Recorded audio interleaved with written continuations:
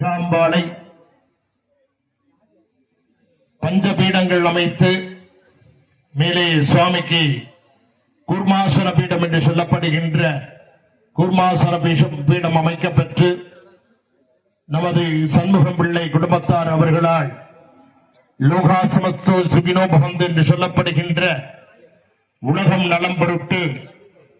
நமது ஊரில் அமைத்துள்ளார்கள். அது சமயம் அதற்கு பஞ்சாசன வேதிகையும் 4 சதுர்ஷ வேதிகையும் ஒரு பத்ம வேதிகையும் அமைக்கப்பட்டு 2 சதுர்ஷ குண்டங்களும் ஒரு பத்ம குண்டமும் ஒரு விருத்த குண்டமும் ஒரு யோனி குண்டமும் அமைக்கப்பட்டு மிக சிறப்பாக யாகசாலை நிர்மாணம் செய்து அதற்கு நலம் திகழ் மங்களகரமான விஸ்வாவருடம் நாளை காலை மகா கும்பாபிஷேகம் நிகழ உள்ளது. அதற்கு முதல் அங்கமாக இன்று மாலை சரியாக 5 மணி அளவில் மங்கள இசையுடன் ஆரம்பமாகி இப்பொழுது வாசசாந்தி என்று சொல்லப்படுகின்ற எந்திசை காவலர்கள் பூஜையுடன் அதைத் தொடர்ந்து கோவில் ஆலய பரம்பரை அறங்காவலரும் அவர்களின் குடும்பத்தாரின் முன்னிலையில் எஜமானர் சங்கல்பம் என்று சொல்லப்படுகின்ற திருக்கட்டளை பெருவிழா இப்பொழுது நடைபெற்று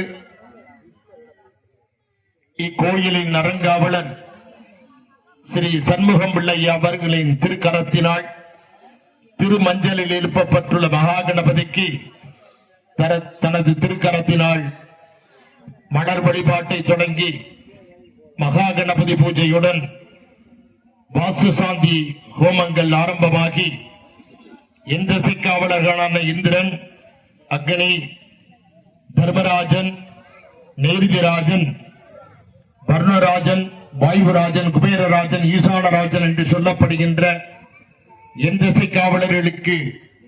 பலியிட்டு விழாவும் வாசு புருஷனின் வாகனமான ஓலை சுருட்டில் மூது சுத்துதல் விழா என்று சொல்லப்படுகின்ற தீசக்திகளை தீயிட்டு அழித்தல் என்று சொல்லப்படுகின்ற மூது சுத்தல் விழாவும் அதைத் தொடர்ந்து அங்குரார்ப்பணம் என்று சொல்லப்படுகின்ற மிருச்சங்கிரணம் என்று சொல்லப்படுகின்ற புனித மண் எடுத்தல் விழாவும் விழாவினை தொடர்ந்து அங்குரார்ப்பணம் என்று சொல்லப்படுகின்ற